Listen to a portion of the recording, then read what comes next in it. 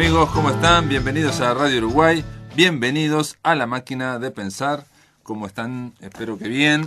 Hoy, ustedes saben, en enero aprovechamos aquí en La Máquina de Pensar para hacer programas especiales, para repasar lo mejor del año, pero sobre todo para rescatar conferencias, charlas que no pudimos pasar durante el 2012, porque obviamente tenemos mucha cosa, está muy apretada la agenda de La Máquina de Pensar. Bueno, en enero tratamos de ponernos a tiro y ahora los invito a escuchar a el autor argentino, el filósofo Tomás Abraham. Él estuvo en la Feria del Libro acá en Montevideo el año pasado presentando su libro La lechuza y el caracol.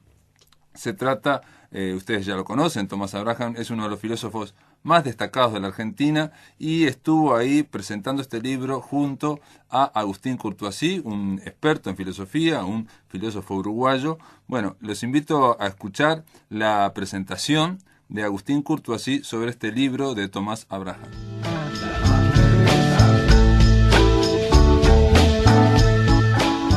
Yo señalaría algunos aspectos del libro de Tomás, La lechuza y el caracol, que me parece que van a ayudar a leerlo con más placer, aunque no necesita ninguna guía de lectura, se lee y se defiende solo. Primero quiero señalar el estilo elegante y provocativo de Tomás. Yo, usando libros anteriores de Tomás, en algún momento Historia de una biblioteca, por ejemplo, pero también ya hace unos años con Pensamiento Rápido, La aldea local, yo le advertí a mis estudiantes de periodismo que no se tentaran tanto por el estilo de Tomás, porque es pegadizo. Alguna vez he dicho que el estilo de escritura de Tomás Abraham es una suerte de insecto que explora aparentemente sin ton ni son su objeto temático hasta que de repente se hace una lucecita.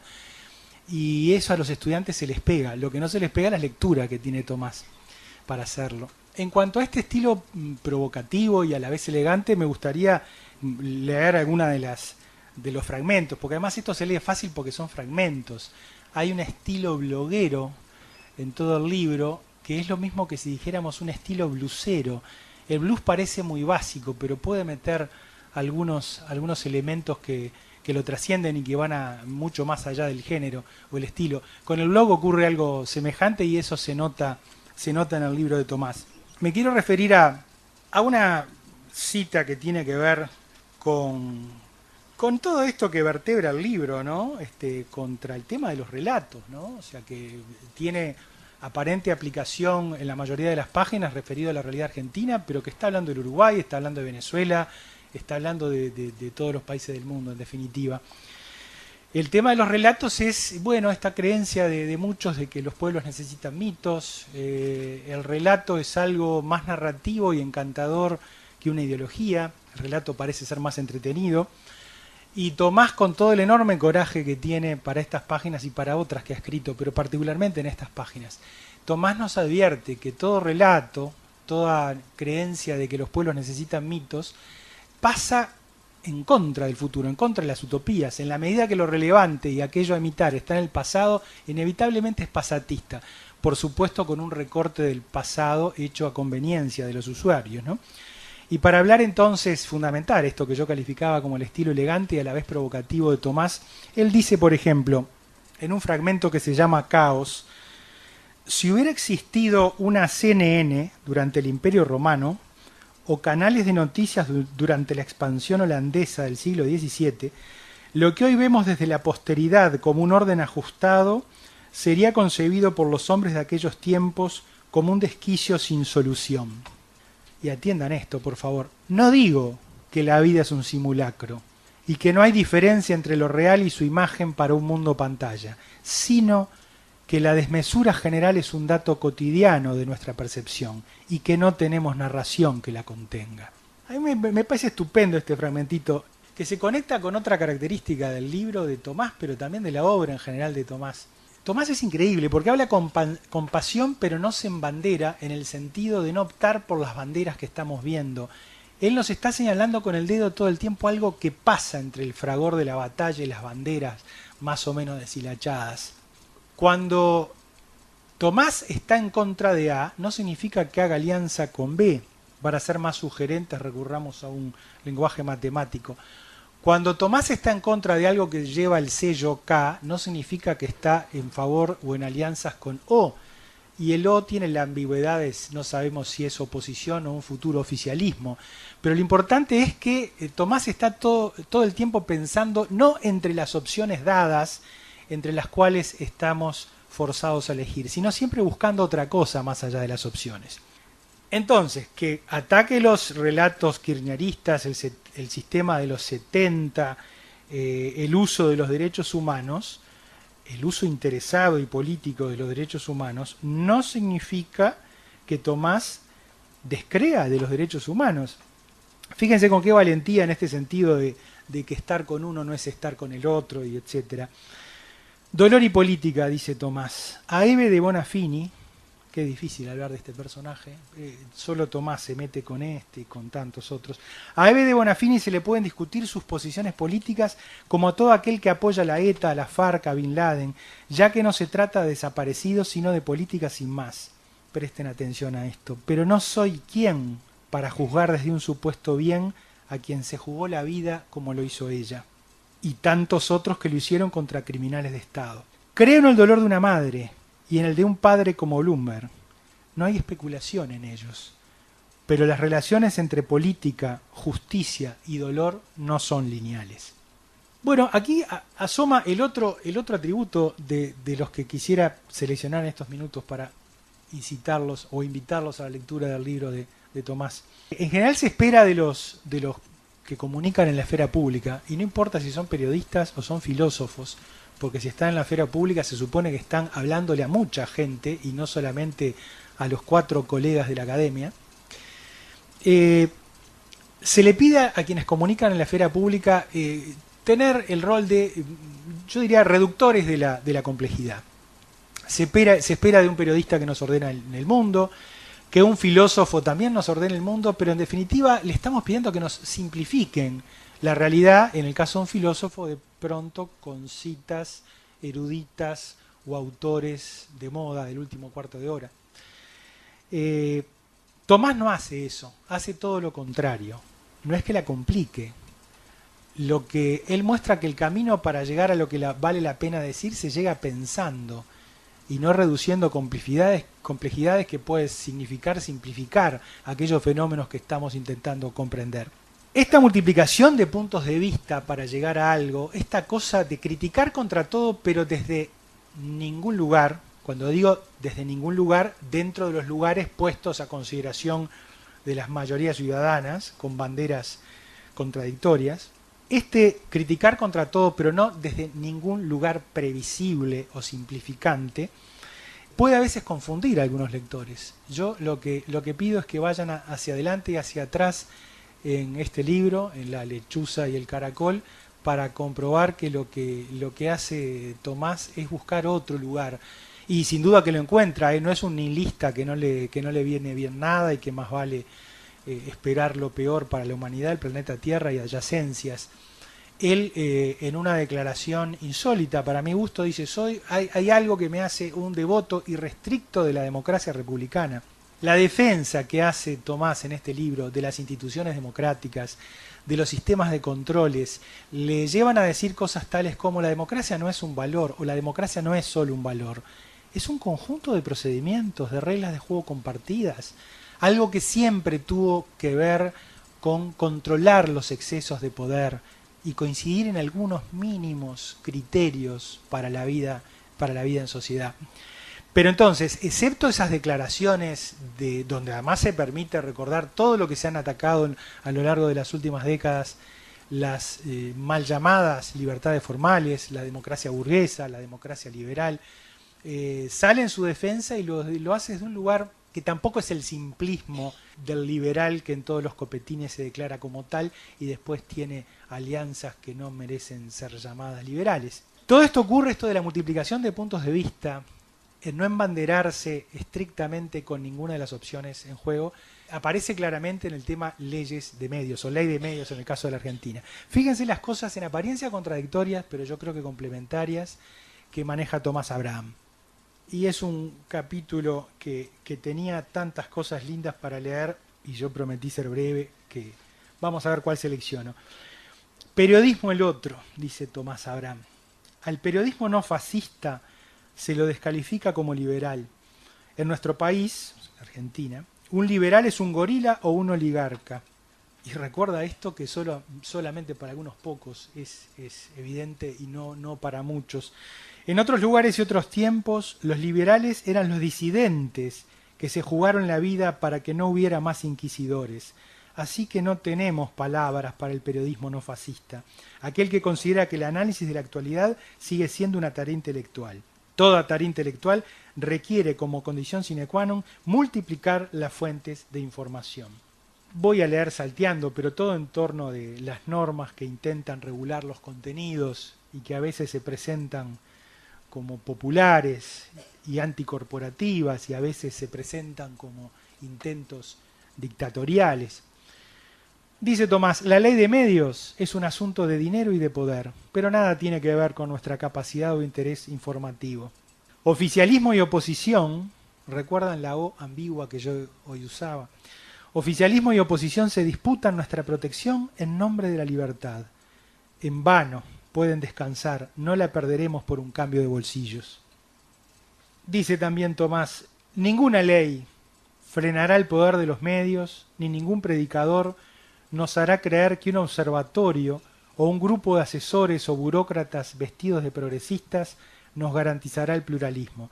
La garantía del pluralismo está en nosotros, los lectores y los opinadores. Quiero insistir en esta idea de que Tomás nos ayuda a no embanderarnos entre las banderas que nos ofrecen, en buscar otras cosas, otros significados. Volvió a la política, se llama este fragmento. Un diario opositor respecto de los conflictos de Aerolíneas Argentinas, por ejemplo. Un diario opositor informará que el Estado subsidia a la empresa por millones de dólares. Un diario oficialista subrayará que zonas antes incomunicadas del territorio ahora están conectadas gracias a la empresa aérea. Otro periódico opositor hablará de las pérdidas ocasionadas por los vuelos internacionales.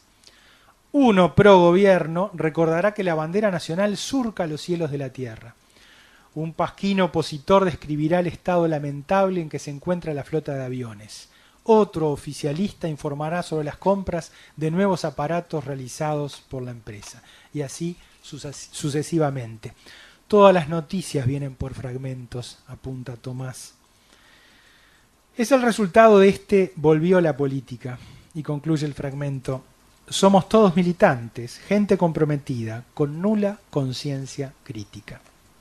Yo diría, para cerrar mi intervención, que este libro que nos facilita no embanderarnos, y lo cual no significa que la verdad sea siempre complicada, a veces es simple, pero el camino no es el camino que señalan los políticos, los poderosos o los alcahuetes de los poderosos.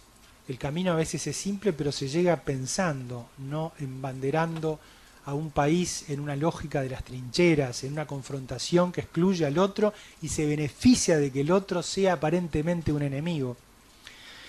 Hace unas horas estuvimos en una universidad y lo invitamos a Tomás para que hablara con unos estudiantes. Fue intenso realmente esa charla. Además le pedimos a Tomás no necesariamente que viniera a presentar el libro, sino que queríamos discutir con él. Y los estudiantes vaya que discutieron con Tomás. En un momento Tomás pide algo, los presentadores lo dejan solo en la mesa. Yo estaba sentado en una fila junto con los estudiantes. Y bueno, transcurrían algunos minutos y le digo a Tomás, estás como en la Argentina, estás solo. Tomás se queda pensando y me dice, ¿estoy solo? Yo les aseguro que Tomás no está solo. Gracias. En el aire de Radio Uruguay, La Máquina de Pensar.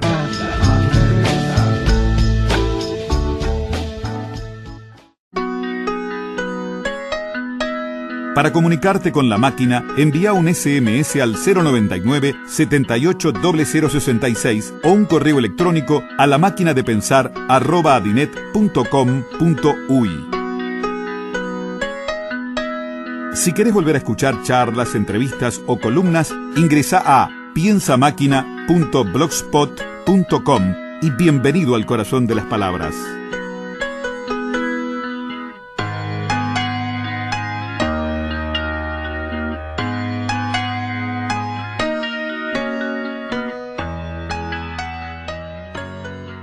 Gente, ahora vamos a la segunda parte de esta presentación que estamos escuchando. Hablamos del libro La lechuza y el caracol del argentino Tomás Abraham, que tuvo lugar en la Feria del Libro el año pasado. Buenas noches a todos, más que agradecido de mis amigos, a quienes invité para ver si me podían acompañar en la presentación del libro. Para mí es algo sumamente importante, muy emotivo, de más está decirlo, y además que me estimula para poder seguir pensando y poder seguir trabajando. El clima en mi país es bastante hostil en general, no hay una discusión política y una discusión en general, no digo relajada porque no lo tiene por qué serlo, sino no intimidatoria. Es decir, está la situación que uno tiene que tener como una especie de cuidado. Es decir, Argentina es un país democrático, no hay dictadura, y sin embargo hay una situación tal en que hay un clima muy agresivo, y un clima en el cual uno lo tiene que pensar dos veces si vale la pena poner tanto el cogote por algo que no se sabe muy bien qué es, porque además no se sabe muy bien por qué es. Yo trato de hacer mi trabajo es un trabajo intelectual, decir las cosas por el nombre que creo que tienen que tener, si no me callo, es decir, no veo nada censurable en callarse, lo que veo algo realmente deshonesto y censurable es en acomodar las palabras. Un intelectual no acomoda las palabras, sino que es franco, directo y dice lo que piensa, con la menor cantidad de frases posibles para que esto realmente se entienda. Y si no se calla, es decir, ha habido tantas épocas en Argentina en que nos callamos, en que yo me callé también, porque había regímenes en los que a uno le podía costar la vida si decía algo, que no es para mí algo nuevo callarme, me podía callar toda la vida, además como de chico fui tartamudo hasta los 20 y pico de años, me puedo callar meses, pero digo, cuando uno habla, habla. Y esto en Argentina se está poniendo en un ambiente sumamente hostil, con una frivolidad muchas veces de las clases medias, con una intencionalidad política de parte de varios sectores en donde creen que la creación de un ambiente de tipo bélico, con la reconsideración y la revalorización de discursos de tipo revolucionario de épocas en que se creía que las armas eran el único medio por el cual se podía cambiar la sociedad para mejor, por lo tanto la violencia, desapariciones y lo que esto produjo como torturas y todo ese tipo de cosas, es algo que es bienvenido por la comunidad argentina. Lamentablemente hay vastos sectores que le dan esa bienvenida. Entonces yo creo que en nuestras sociedades diversas, que son diferenciadas, con distintos sectores en la población, con gente que cree distinto, que piensa distinto, debería haber una especie de idea por la cual podemos estar todos adentro. Es decir, sin exterminar al otro, sin eliminar al otro, sino, bueno, aceptando estas diferencias. No es una cuestión de pacífico, de consenso y demás, con todos los conflictos que sean necesarios. Pero la palabra enemigo, la palabra traidor, la palabra leal, la palabra hereje, la palabra burgués, la palabra gorila, la palabra genocida, y todas estas palabras que forman parte del todos los días del lenguaje político son palabras de guerra. La guerra nos destruyó como nación, la guerra nos destruyó como comunidad, destruyó los valores, eliminó personas, eliminó toda posibilidad de una cultura que vaya para adelante. Entonces tendríamos que tener un poco de cuidado. En Argentina tenemos 28 años de democracia, desde 1984. Nunca conocimos un periodo así. Siempre estuvimos bajo tutelas militares, siempre, pero siempre. No tenemos memoria en que no hayamos tenido tutela militar, ya sea bajo un civil títere, ¿no?, que los militares ponían y sacaban, o directamente gobernados por militares. Perón era militar, fue coronel, fue general. Ese es su modo de proceder. Hablaba todo el tiempo de estrategia y hablaba todo el tiempo en ese lenguaje. Desde el año 30, al menos, desde el año 30, tuvimos poquísimos años anteriores al 30 de un régimen cívico. Un par de años de una Argentina que recién se construía, como Argentina moderna, donde las mujeres ni siquiera votaban. Es decir, hasta esta época, prácticamente 1984, no conocimos nosotros lo que se llama libertad democrática. Es algo nuevo. Y si en estos 28 años de construcción democrática, desde 1984 hasta hoy, tuvimos 2 presidentes que no pudieron terminar su mandato, que fueron echados. Uno se llama Alfonsín y otro de la Rúa. Tuvimos un presidente que gobernó durante 10 años, votado y reelegido, y además con varias elecciones legislativas victoriosas, que se llama Menem. En Argentina nadie puede decir su apellido. Es un maldito de la política argentina, como si hubiera sido un extraterrestre que cayó en paracaídas de la Argentina. Después tuvimos 5 presidentes en un solo mes en diciembre del 2001. 5. Después tuvimos un presidente que fue derrotado en 1999, que se llama Duhalde, que por una especie de milagro confabulador de la corporación política se hizo presidente en el 2002. Y después tenemos a unos recién venidos a la política argentina, que es Néstor Kirchner,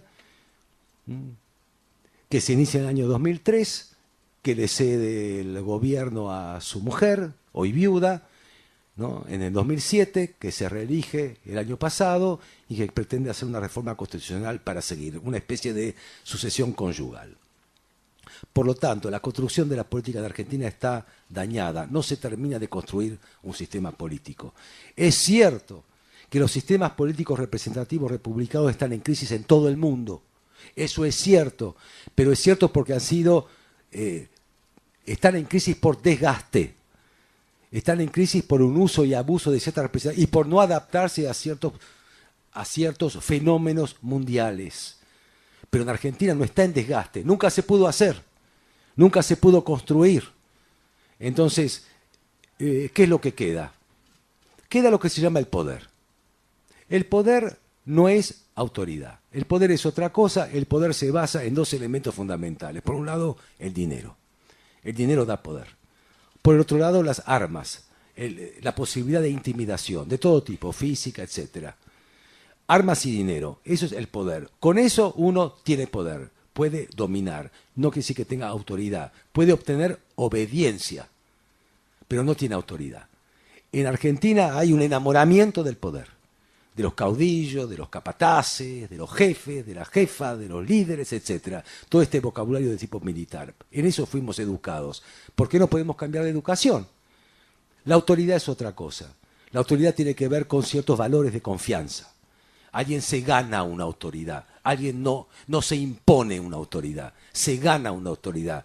Yo, por ejemplo, puedo respetar a un profesor porque se ganó la autoridad. Después le puedo tener miedo a otro profesor porque me pone un 0, porque no digo las cosas como él quiere que dice. Pero cuando yo respeto a un profesor es porque se ganó la autoridad, porque me transmitió su seriedad, su honestidad, su pasión por el estudio como profesor, porque me transmitió eso a mí, yo lo respeto. No con el miedo, lo respeto por la confianza y hasta por la admiración. Entonces la autoridad es otra cosa, la autoridad tiene que ver con ciertos valores. Para eso existen las instituciones. Las instituciones se basan en lo que se llama el principio de autoridad, que implica, por un lado, por cierto, normas y reglas, pero por otro lado un sistema de confianza, no solamente de jerarquía. La gente merece el lugar en el que está, lo tiene que demostrar día a día. El poder es otra cosa. Argentina no tiene sistema institucional. El que se vayan todos del año 2001 fue una frase verdaderamente efectiva. Todos no son solamente los políticos. Son los jueces, que se vayan los jueces, que se vayan los profesores, que se vaya la policía, que se vaya el ejército, que se vayan los periodistas, que se vayan los gremialistas, que se vayan los economistas, que se vayan los empresarios, porque todo está en crisis de confianza, no creemos más en nadie. Y esto es muy peligroso, porque no se construye un sistema de contención de las luchas por el poder. ¿Qué pasa si eso se desmadra? Hoy en día, ¿con qué se contiene la violencia en Argentina? ¿Con la policía? No, es parte del problema, no de la solución. ¿Con qué se contiene la violencia en Argentina? Con dinero. Se distribuye dinero porque hay superávit, hay posibilidad de ayuda social, hay posibilidad de subsidios, hay posibilidad de asistencia. ¿Y qué pasa si esa posibilidad se corta? ¿En qué podemos llegar a terminar? ¿Qué pasa con las armas en Argentina? ¿Quién la tiene? ¿Dónde están los depósitos de armas en la Argentina? ¿Cómo puede ser que las hinchadas de fútbol tengan armas? ¿Cómo puede ser que los gremios tengan armas? ¿Cómo puede ser que las mafias del narcotráfico tengan armas? ¿Cómo puede ser que los grupos parapoliciales tengan armas? ¿Cuándo van a sacar esas armas? No estoy haciendo algo una especie de apocalipsis. Eso está en la Argentina. Eso existe en la Argentina. No hay contención institucional, no hay confianza institucional, no se cree en una continuidad institucional, se cree en la eternización de líderes y de jefes que pueden seguir maniobrando así. ¿Eso es culpa del kirchnerismo? No. Eso es nuestra historia. ¿La modificó el kirchnerismo? No. ¿Usufructo a esa situación del kirchnerismo? Sí. La pobreza en Argentina es algo sumamente grave. Hay millones de personas indigentes. Basta ir a Buenos Aires y ver a los chicos mendigando. Basta ir a Buenos Aires y ver a la gente durmiendo en la calle. Esto no es un pecado. Hay gente durmiendo en la calle en París, pero en Argentina no es un efecto deseado, no es un efecto de alguien que toma alcohol y vive bajo el puente de Amiñón. Es gente que no tiene posibilidades. Las villas miserias en Argentina viven millones de personas y se ha acrecentado últimamente. En los liceos deserta el 50% de la gente. El 40% del mercado laboral argentino trabaja en negro. Hay mucha gente pobre, sin educación. Hay cientos de miles de jóvenes argentinos fuera del circuito escolar y laboral. ¿Qué hacen? ¿Cómo consiguen la plata para comprarse una cerveza? ¿Cuánto Paco hay en Argentina? ¿Cómo se introduce eso? ¿Por qué mueren colombianos en los shopping centers un día domingo y nunca se atrapa a nadie? ¿Por qué no hablamos de eso en vez de hablar de Kirchner, Cristina, no Cristina, Macri y el otro? ¿Por qué no hablamos de los problemas que hay pendientes? ¿Por qué estamos hablando todo el tiempo de que hay un milagro en la Argentina, que hace 200 años no vivimos igual, que hay un crecimiento a la China y que realmente esto se va a mantener a costa de vida o muerte? ¿De qué estamos hablando? Argentina tiene una corrupción sistémica que es famosa en todo el mundo. ¿Qué pretende la presidenta cuando va a una universidad norteamericana que le pregunten? ¿Que la corrupción es un invento de la Universidad de Harvard? Argentina es conocida por la corrupción. ¿Cómo puede ser que los funcionarios argentinos se hagan millonarios en un par de años que asumen como ministros, secretarios, ocupan un puesto de gabinete y esto no tenga ninguna aclaración? ¿Cómo puede ser eso? Bueno, eso es así, pero si eso es así, no tenemos que escandalizarnos que nos consideren así.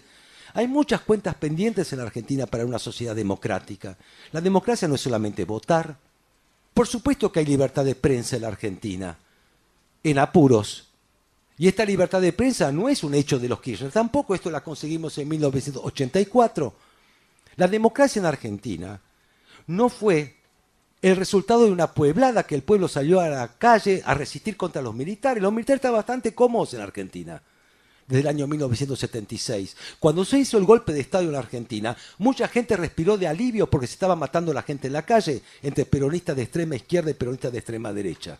Era un caos total. La presidenta se llamaba Isabel Martínez, que no sabía siquiera dónde quedaba el ascensor de la Casa Rosada. Era un desmadre. Mucha gente sintió alivio. ¿Y qué pasó? La guerra de las Malvinas.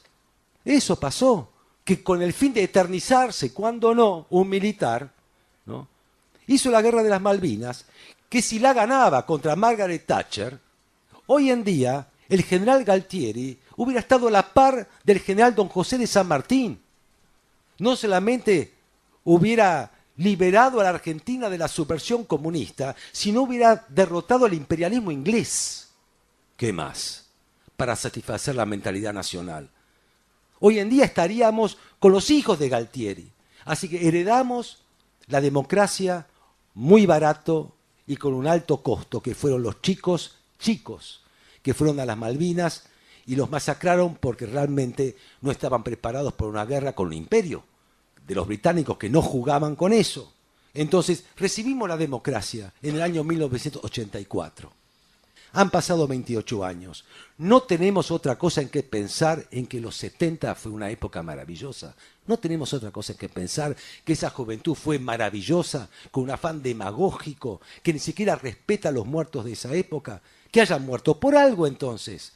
Que no hayan muerto por nada. No para repetir una historia ahora enarbolada por un grupo de catedráticos en decadencia que se reúne en la Biblioteca Nacional, que la convirtió en una especie de foro político, ¿no? un grupo de periodistas o de actores o de que hacen el relato, etcétera, que se sienten resurrectos porque vuelve el ideal emancipatorio. Esta es la emancipación que queremos. Esta es la liberación nacional que queremos. Venezuela en nuestro horizonte. No opino sobre Venezuela, que es una sociedad compleja. Compleja, es una sociedad, no me puedo meter en el mundo venezolano. Apenas me puedo meter en el argentino. Pero realmente ese es nuestro modelo.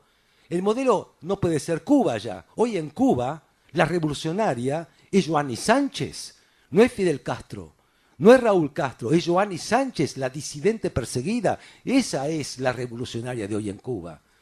Cuba no lo podemos tomar ya porque hay un solo diario y no queremos que haya un solo diario en nuestro país porque todos disfrutamos de la libertad. Entonces es Chávez. O sea, no tenemos otro ideal en una sociedad que tuvo el desarrollo que tuvo, las tragedias que tuvo, o sea, no hemos aprendido nada. Esto es lo que se llama el relato. Por eso yo escribo un libro que se llama De un contrarrelato. Tenemos que pensar un poco. ¿Qué ideal queremos? La palabra liberal, la palabra democracia, todas estas palabras tenemos que repensarlas. Hay que repensarlas.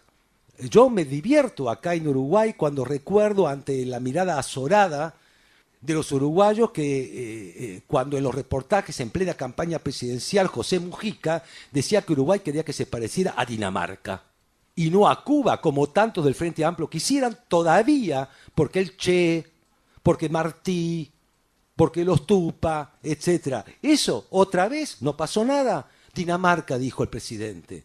¿Qué hay en Dinamarca? Jamones, chanchos, una producción agropecuaria de alta tecnología, una sociedad democrática de amplias capas medias. Es muy difícil que Uruguay se parezca a Dinamarca. Pero ese es el ideal. Digo, bueno, señor presidente, vamos para adelante, a ver qué resulta de esto, ¿no? Bueno, es mejor ideal que el de Cuba.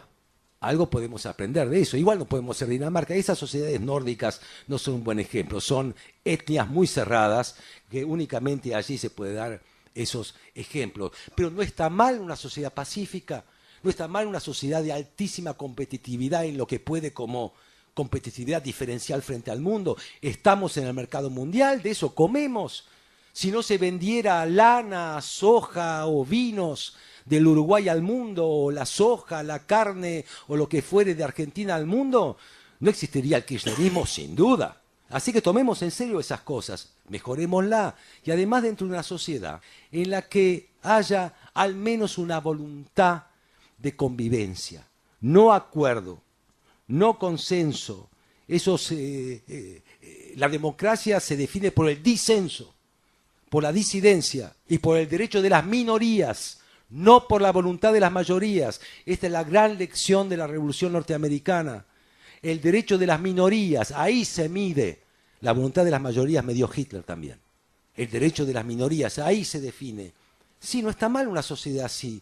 No está mal cuando yo leo en los diarios argentinos que cuando viene una altísima personalidad del extranjero, no sé si Hillary Clinton o el presidente de la China o lo que fuere, a la ciudad de Montevideo lo recibe el presidente José Mujica con Sanguinetti y con Larrañaga. No está mal que se presenten en sociedad como Uruguay es una sola. En Argentina no se puede hacer. Argentina, el adversario político es el enemigo se extermina. Entonces, yo no tomo como ejemplo Uruguay, menos cuando estoy en Uruguay, lo tomo cuando estoy en Argentina. Pero no cuando estoy en Uruguay, porque eso no me gusta ese tipo de cosas, ni me gusta hablar mal de mi país.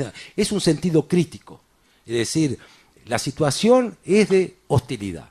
Amigos, después de la pausa, los invito a escuchar la segunda parte de esta presentación del filósofo argentino Tomás Abraham. En el aire de Radio Uruguay, La Máquina de Pensar.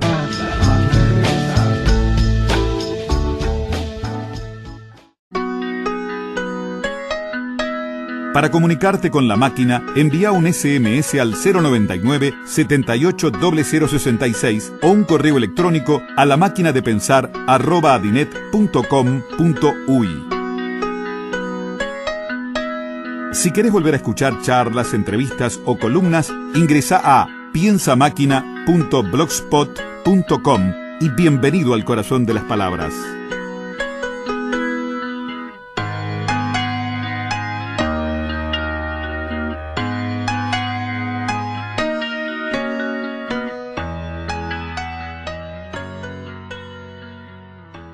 Ahora viene la tercera parte de esta charla que estamos escuchando, muy amena, con el filósofo argentino Tomás Abraham, sobre su libro La lechuza y el caracol, obviamente donde se habla de la Argentina de la era K. A Tomás, que se llama como yo, Tomás, lo conocí en las Malvinas. De un día para el otro, el diario para el que yo escribo con periodicidad me dice, ¿querés ir a las Malvinas? Le dije, pero ni soñando. Y después colgué y dije, bueno, si no voy ahora, no voy nunca más. A mí no me gusta volar, no me gusta mucho viajar, no me gusta irme de mi casa. Fui a las Malvinas sin nada, sin referencias, sin conocer a nadie, y estuve un par de días dando vueltas por las 7 cuadras del centro del llamado Puerto Stein, el aeropuerto argentino, en una situación de hostilidad. Hostilidad en mi país, hostilidad en la Malvinas, bueno, hostilidad va y viene. Pero esta era una hostilidad en inglés. Y además yo era como un enemigo. De repente me convertí en una especie de enemigo bélico de los malvinenses. Y ahí conocí a Tomás de France Press junto con 2 amigos más. La verdad que me salvó el viaje. Ahí nos conocimos y a mí me pasó algo que él fue testigo presencial. Yo no soy nacionalista. Ni rumano, Dios me valga donde nací. No, nada tengo que ver con la gran Rumania fascista. Casi ha matado a la mitad de mi familia, la otra mitad se salvó, por eso yo estoy acá con mis padres en Argentina. No soy nacionalista, soy un hombre cosmopolita. Y me hice argentino. Amo a la Argentina. La odio, la amo, la odio, la amo. Tengo una pasión, por supuesto, en mi lugar. Mi lengua materna es el húngaro, me hice el argentino, me hice el castellano. Es decir, todo eso fue una elección en mi patria adoptiva, no tengo otra. Entonces, voy a las Malvinas no con el relato y el cuento de que hemos hecho la guerra contra los ingleses, el imperialismo británico, todo eso me pareció un horror durante la guerra. Bastante solos estábamos aquellos que nos parecía que era un desastre. Bastante solos, no tenía con quién hablar. Entonces no voy a las Malvinas con espíritu patriótico, para nada. Voy a ver qué pasa, de curiosidad. Y realmente me conmovió tanto estar allá, ¿no?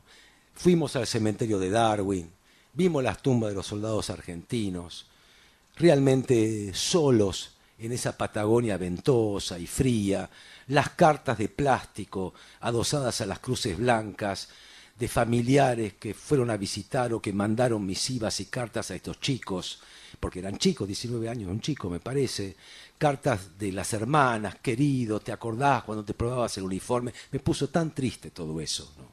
Y después vi a los malvinenses, a los Falklanders, ¿no? Con ese orgullo y esa soberbia de ser tan ricos porque la pesca ahora cobra licencia, tan ricos porque van a tener petróleo, con la base militar de 3.000 soldados ingleses que se entrenan ahí para ir a Afganistán, con esa soberbia que en el futuro van a ser multimillonarios y que se van a repartir ese dinero, y con esa enemistad hacia los argentinos, con razón, porque los argentinos lo primero que deberían hacer es reconocerlos como habitantes legítimos para poder después conversar.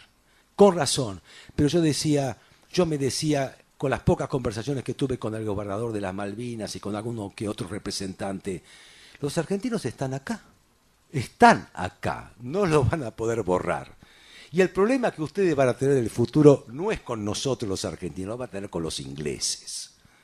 Porque los ingleses van a querer disfrutar del petróleo que están descubriendo ahí. Si ustedes creen que 2.500 habitantes, no hay más, de Puerto Stanley, 2.500 habitantes van a tener un producto bruto de 30.000 millones de libras a repartir entre ustedes mientras van pasando los barcos rusos, los barcos norteamericanos, los barcos ingleses, y los van a saludar desde el otro lado diciendo, la pasan bien, están disfrutando del paraíso, se equivocan.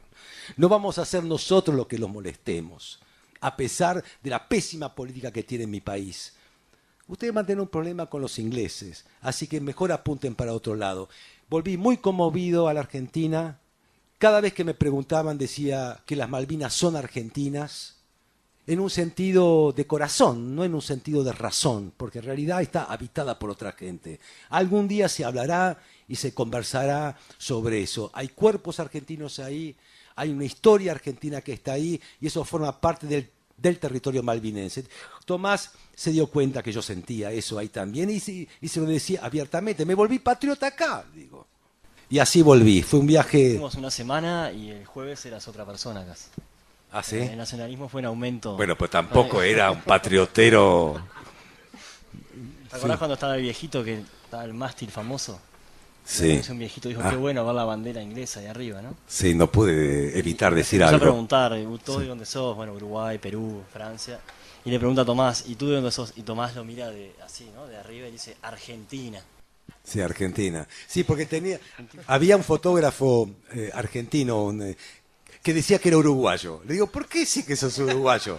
Dice, no, porque si no, no puedo hacer las entrevistas, saber los problemas que hay en los pubs. En los pubs, yo no fui a los pubs porque no quería problemas. Pero en los pubs había problemas con los brasileros que creían que eran argentinos. No se salvaba un uruguayo por ser uruguayo. No, yo soy uruguayo. Entonces, en un momento dado, fuimos juntos a una granja en el interior de la Malvinas. Le digo, ¿puedo ir con ustedes? Me dice, sí, pero si decís que sos argentino, no te llevo. Le digo, ¿y qué tengo que decir? Y no sé, ¿qué vas a decir? Bueno, digo que soy un corresponsal de un diario de Colonia, donde tengo una casa ahí. Uruguayo, ¿está bien? Sí, voy. Entonces fui como coloniense. Igual nadie me preguntó nada, ni era nada por el estilo. Pero en un ambiente así, ahí hicimos nuestra amistad. Con respecto a Agustín, lo que ya dije, Agustín realmente me honra, ¿no? Es decir, me halaga, pero me halaga porque es un lector serio, entiende lo que yo quiero escribir. Es decir, no me adula, sino que entiende lo que yo quiero hacer. No encuentro en Argentina un lector tan atento. Me imagino que Agustín, esta misma lectura que hace con un texto mío, la hace con otros textos, la hace cuando escribe sus ensayos, la hace cuando da sus clases. Es un intelectual de gran valor, ¿no? Que voy conociendo cada vez más y que invité porque realmente para alguien que escribe un libro, escuchar un comentario de esa inteligencia, de esa sensibilidad, de pescar las cosas así, es algo muy grato y que me llevo y que me da alguna esperanza también. Es decir, que algún otro pueda leerlo también así, ¿no? A Gonzalo lo conocí recién, nos tomamos un whisky, ahora nos vamos a tomar algo más, ¿no? Él hace hincapié en algo que es muy interesante y muy polémico, que es la relación Argentina-Uruguay, ¿no? Eso es lo que estuve viendo en lo que él dice en Argentina-Uruguay. Yo escucho, ¿no? Es decir, entre nuestra psicopatía y el parasitismo uruguayo, mejor irse a vivir a Brasil, esa es la idea. Puede ser. Puede ser. Si ¿no? no anda lo de la Martín García, puede ser. Uno con respecto a su propio país tiene que ser un poco enemigo, si no, no es inteligente. Cuando yo hablo con personas de otro país, un canadiense, ¿no? Que me hablan mal de la Argentina, porque en Argentina tal, yo escucho. Estoy esperando que me hable mal de Canadá, porque si me habla bien de Canadá y mal de la Argentina, no lo acepto. Una persona inteligente habla mal de su propio lugar, porque lo ama.